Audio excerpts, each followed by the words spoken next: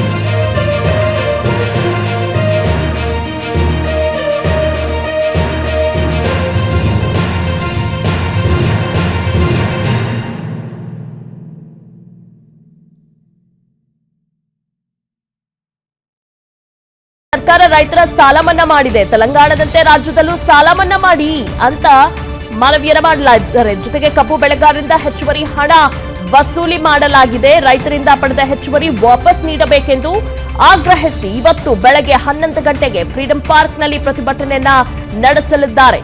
ಕಬ್ಬು ಬೆಳೆಗಾರರ ಬೇಡಿಕೆಗಳನ್ನ ಈಡೇರಿಸುವಂತೆ ಆಗ್ರಹಿಸಲಿದ್ದಾರೆ.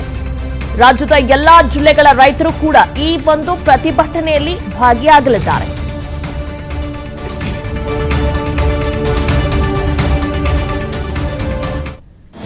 ಅನುಕ್ಷಣದ ಸುದ್ದಿಗಳಿಗಾಗಿ ವಿಸ್ತಾರ ನ್ಯೂಸ್ ಯೂಟ್ಯೂಬ್ ಚಾನೆಲ್ ಸಬ್ಸ್ಕ್ರೈಬ್ ಮಾಡಿ.